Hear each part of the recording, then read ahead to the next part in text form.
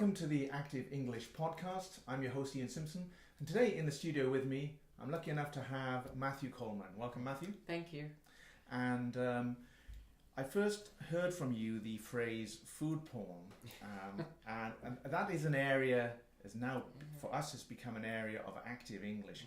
Active English is an exciting new method of teaching English communication skills through the mediums of sport, outdoor education and the arts. And of course cooking and food is coming into the arts section. So we're going to talk about that in this interview. But before we get into that, tell me a little bit about how you found your passion for food and cooking. Well, when I was a child, I would often be over at my friends' houses or their grandparents' houses. And since it's the U.S., practically every house is a different mix of ethnicities. So you run into many different types of food, different ingredients that have a totally irresistible effect on your palate.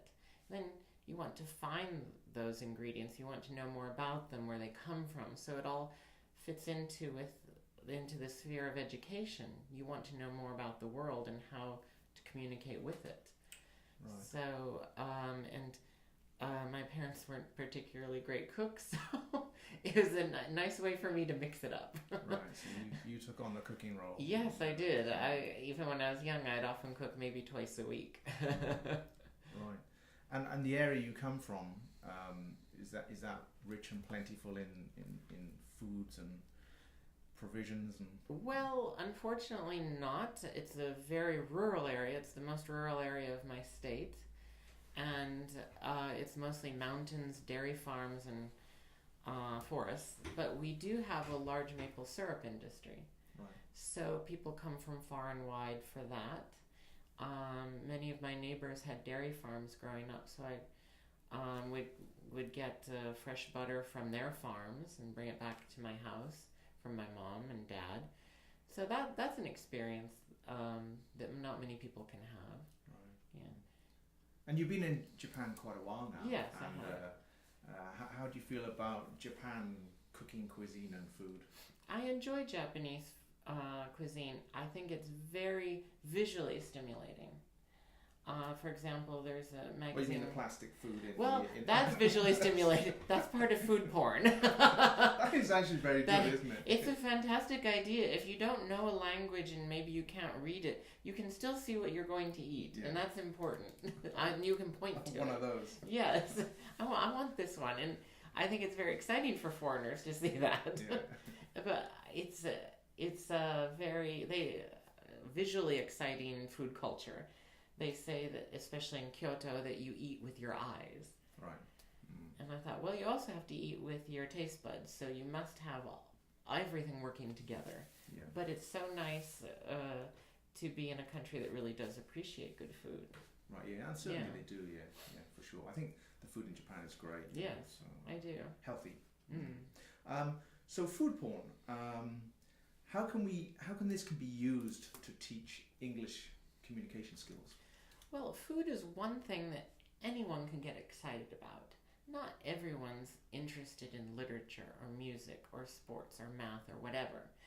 But one thing we all do have in common is food, and it's a huge part of our identity, his family history or where we come from, and it's something that we can teach to other people that gets other people excited, because everyone's going to be hungry at some point during the day, pretty much.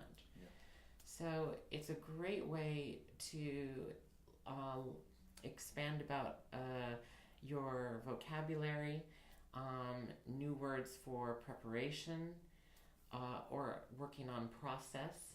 So it's about using sequences and grammar. It's very useful because something like that you can also apply to instructions or directions. It's very useful. And one thing we know from Active English is that when you take students out of the classroom situation and you engage them in an activity that they are excited about, that they particularly enjoy doing, their level of learning is increased quite dramatically.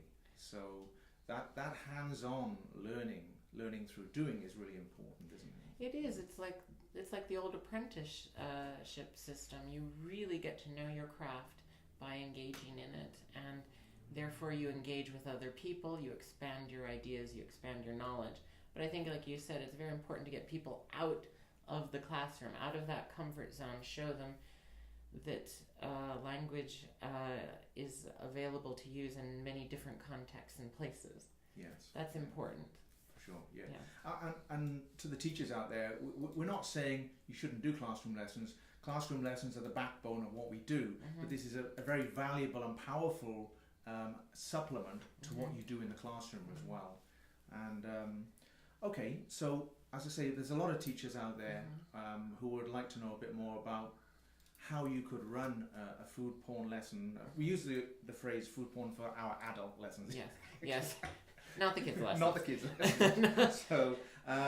So again, can you sort of run me through how you, as a teacher, how you'd go about running an event or a lesson? Let's start with a lesson, preparing it, delivering it, and the takeaway from it for the students. Okay, well, what I have to do first is I try to choose a recipe that's not too involved, but yet could have enough potential to elicit discussion. So what I try to do is also make that available to people of different learning levels. So you have to be very clear and concise in your language, which is very important for any kind of instructions. I give useful vocabulary. Everything is printed out in clear formats. I give that to the students. In advance? Before the lesson begins. Then we go through it a little bit and we just highlight some new vocabulary words and I teach them what it means. Then we go to the kitchen and we begin the lesson. And throughout that process, we go through the recipe and I also give hints. We work on pronunciation because, for example, whereas in baking I would call it whipped egg whites meringue, in Japan that's called merengue. Okay.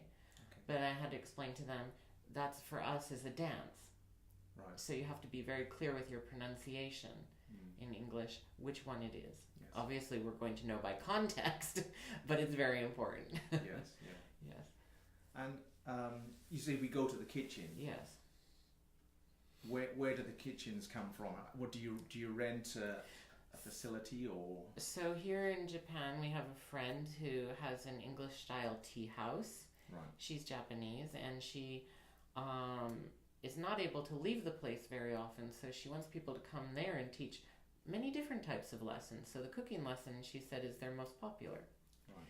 And so we use her tea house kitchen.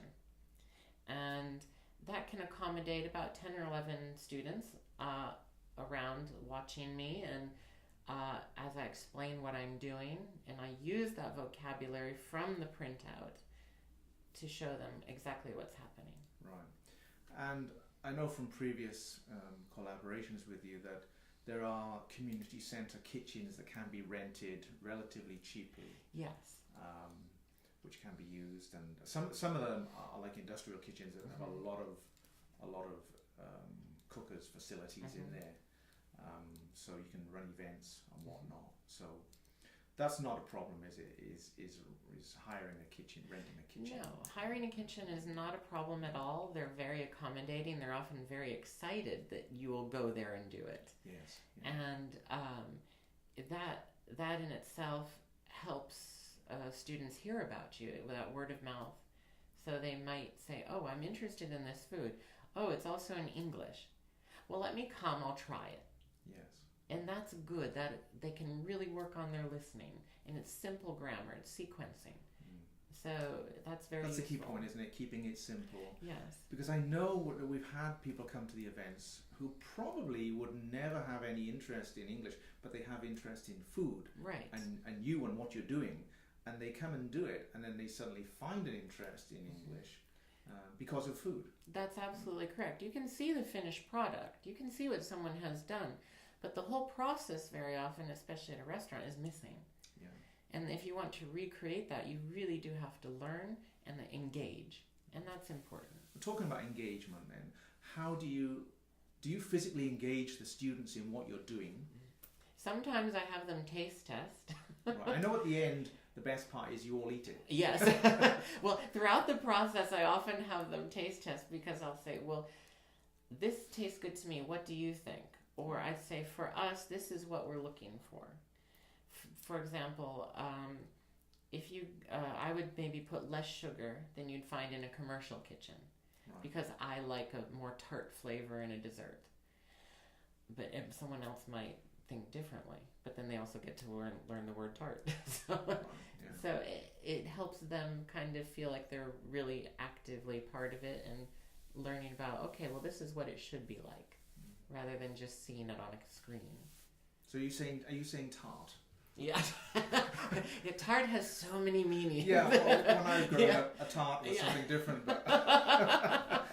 But it's American and British English. Yes. Sometimes I can't understand you. Well, and that's funny too, because they do get to learn about American English, British English, Australian English. They do get exposed to more than that. Yeah. Yes, it's true. So you get them to taste it sometimes during the process. Yeah. Do you get them cutting and mixing? And sometimes I do, because if a recipe is involved or I have to work on two things simultaneously. In the US, I might have a stand mixer, but here in Japan, they're quite expensive. Yeah. So I do need someone to help me. Right. And I say, okay, this is what you do, this is how you do it. And meanwhile, I'm going to work on this. Right. And I've seen you working, and I know that when they have to do something, they have to say the words. So, for example, if you say mix this, they have to go mixing,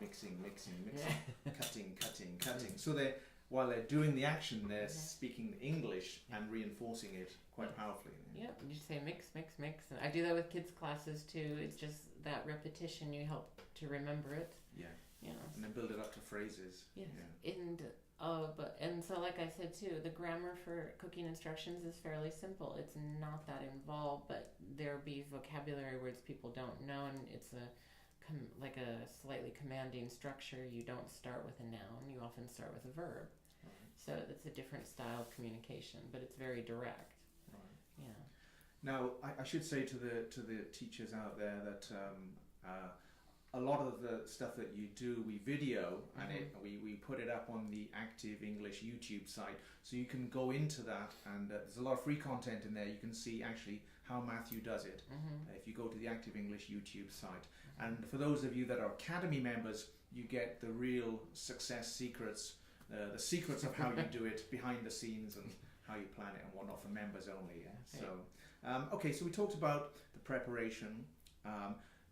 Let me quickly go back to the preparation. So do you usually buy all the ingredients and source them? Yes, I do. I source them and I buy them. And one thing that is done, because it's done like a cooking show, you can't do everything in 1 hour right there from start to finish. I have to usually start the night before or 2 days before. And so I have different things prepared, and then I show all the different steps in the cooking lesson. I say, okay, this is what this product looks like. Okay, let's combine it with this. And then we can start to form the finished piece. Right. And otherwise we wouldn't be able to do it. So that's the one thing that you must do with these community center kitchens too. Most of the stuff must be prepared before. A few things you can do there and keep them warm or keep them ready. And you can say, well, we're going to make this, and this is how we start it. I'm smiling because it takes me back to when I was a kid to the Galloping Gourmet. Yes. What's his name? Graham Kerr. Graham Kerr. And it's always like, here's one we prepared earlier. Yes. He used to come out of the oven. He was crazy. I he used to drink more wine than he spoke. Well, I remember Julia Child doing something similar. She'd put cognac in everything. She's like, it won't. It'll make it taste better. I thought, well, it actually does. So we talked about the engagement of the students. And then after the lesson, you eat it, yes, which is the best part, and then you're developing around the table. Everyone's chatting in English about what they've done in the lesson and whatnot. And what's the sort of takeaway after for the students? They're very interested, because I say to them, this is a unique lesson. This is something you're not going to find on a fast food menu or necessarily in a restaurant, because, for example, most Americans do not go out for their own food. We go out for different foods. So if you want to taste real American food, you should go to someone's home. Right. So this is a very interesting, unique thing for them that they never thought about. Like, this is real American food, and it doesn't involve a hamburger. So I thought, yes, this is like, for example, in my state, we have shoe fly pie. That you can find in a restaurant, but it won't be as good as at home. It's a very sweet pie made with molasses or treacle and golden syrup or corn syrup, and it's just a very traditional pie, and it means shoe fly pie because it's so sweet. It's cooling, flies will come to it. So you say shoe fly shoe. Okay, right, yeah. I was wondering about that. Yes, it is very sweet. You should probably see a dentist for a good cleaning afterwards. Right. Yeah. Going off at a tangent for a moment, I noticed that a lot of the foods in Japan are, for example, if you go to eat Chinese, if you go to eat Indian curry or any of the ethnic kind of foods, they don't taste the same as, for example, Indian doesn't taste the same as in India, and it doesn't even taste the same as in England. Right. So they seem to tailor it for the Japanese taste, do they? I think there's a lot of that in Japan. It's this idea of what you might think is authentic, but it's what's presented maybe to you through the media or something like that. For example, a friend of mine did show me a cookbook that was supposed to be traditional American recipes, but I could tell by the ingredients it really wasn't. So that could be based on what's available or just to suit the local taste. But they're trying to make it applicable to their lives, their values. Yeah, so, yeah. Okay, coming back to the food porn. So we've done the lesson. How can we expand it to an events type scenario? Is that? Well, one of the great events are the holidays. Okay. So that's where you really get to shine and show them what you can do. Because over here, I was really surprised when I originally came to Japan on Christmas Day. You'd see very long lines at Kentucky Fried Chicken. Yeah, okay. Because the company had a marketing campaign many years ago that this is what Americans have or foreigners have on Christmas. And we don't. But it's a very successful campaign. It's a very successful campaign. They're not hurting. But to show them what we really do have, and that when they say, well, this is what everyone has, and I have to remind them, no, this is what your family would have. What other people have next to you is totally different, maybe. Yeah. At least in my country, it's very different in my state, maybe, than California or Texas. Okay. Yeah, so that is another interesting fact, another way. Or you could do something with Easter, or just recently, yesterday, the U.S. had Thanksgiving. Okay. So what we often call Turkey Day. Right. And in Japan, for example, people don't really know the difference for many people between chicken and turkey. This is a good way to show them that, teach them that new vocabulary, and get them try some new foods. Right. Yeah. And I think it was last year or the year before, I saw an event of yours where you did a Christmas dinner event, and you had about 30 odd people in the kitchen there. Yes. Now, I mean, because if you're a teacher or you run an English school, you're in the business of making money. So when you get 30 odd people in a kitchen for your event, you can make money from that as well as teachers. And that's an important point, as well as the educational side of it. We're business people and we need to make money. So I guess you source your goods, you price it all up, you get a cost per head, and then you add so much on to make a profit so that it's worth your while doing it. Yes, you do. You really have to think about all those overhead costs. Then you must pay yourself. That's so important. But especially here in Japan, the ingredients might be much more expensive because they have to come from much farther away. Right. So we had to do a lot of cost analysis to get that right. But we were very fortunate. About 30 people came up and they were absolutely thrilled. I know what you found is that people will pay for this. Yes.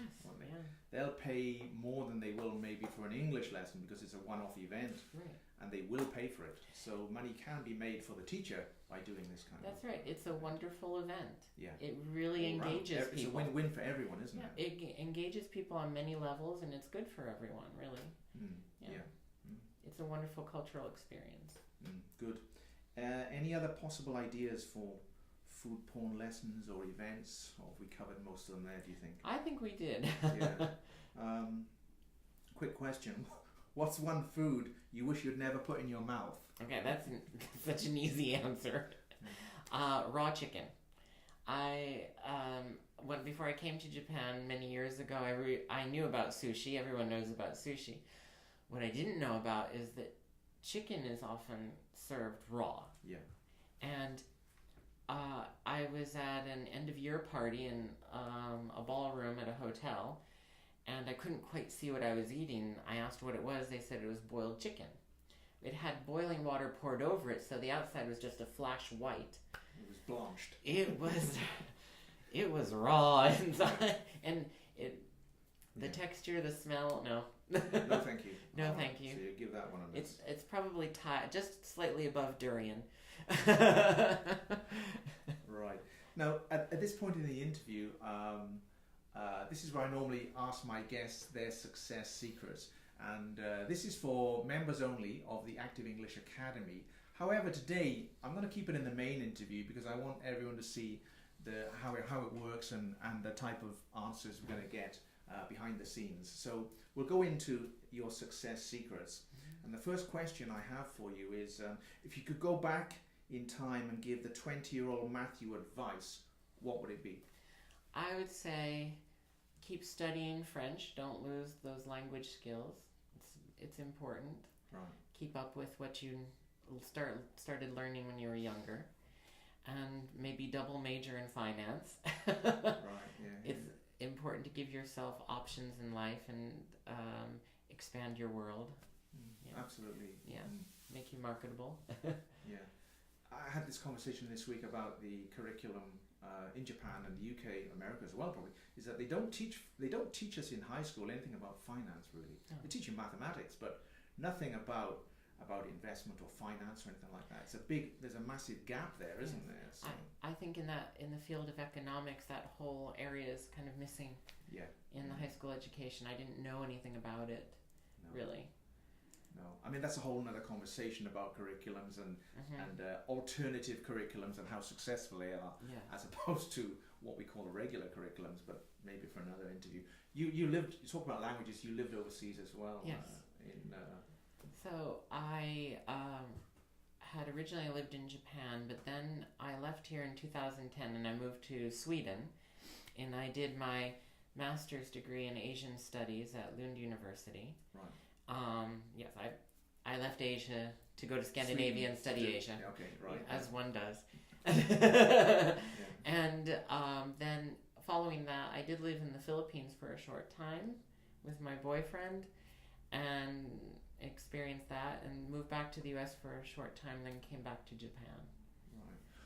What is the main food in Sweden? The traditional food? Well, they have many different ones, but definitely fish is very high up there. I was surprised for that similarity between Japan and Sweden, and Scandinavia in general. The fish is so prevalent, and just like it is here in Japan, you go to the supermarket, you find so many different kinds of fish, and it's an almost everyday thing. And also, they, like the Japanese people, love sugar, and they like to balance foods with sugar.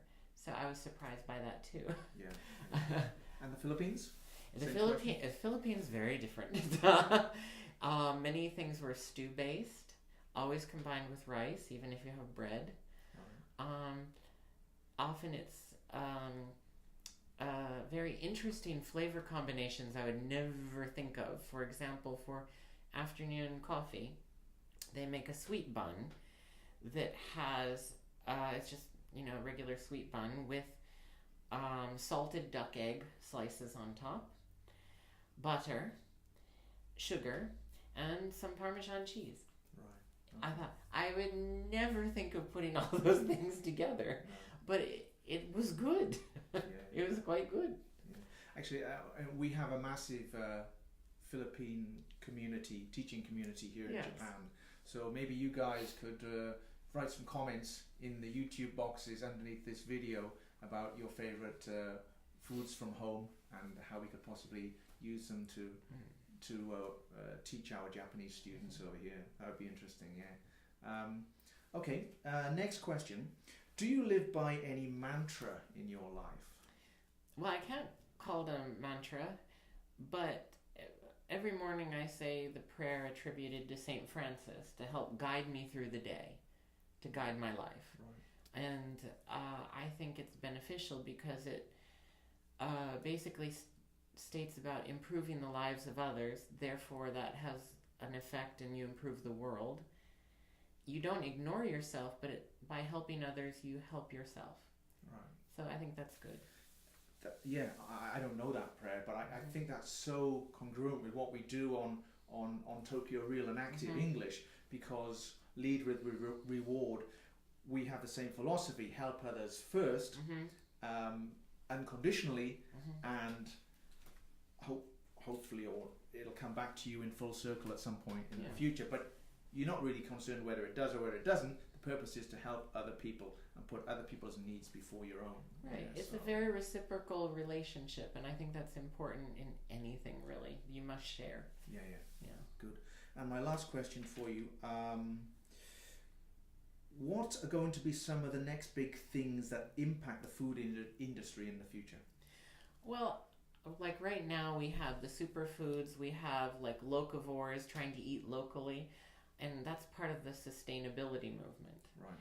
With the earth resources stretched so far, everyone's talking about our carbon footprints, our effect on the world. I think sustainability in food will become massively much more important. What can you do in your area? How can you do that the best way for the best effect on the environment? So I think it's going to get more steam. People are going to start questioning more how the food got to their tables, trying to resource more locally. Right. And that started a long time ago in Europe. It's in the US now. I think that is coming to Japan even more. In this area, we do have local produce, for example, we can buy from farmers. Yeah. But I think it's going to become much more important with the world's population. Okay. The Good Life. The Good Life. Do you remember that? No. A British TV program. Oh, no. With Richard Bryars, and I'm going off on a tangent, where they lived out of their back garden, everything they made. I think program. That would be a challenge. I have a garden. I thought, well, last year everything died, and I thought, this you lost weight. I lost weight for that time period. Right, great. Okay, Matthew Coleman, thank you for joining us. Oh, thank you. And please come back again sometime. Thank you very much. Thank you. Thank you.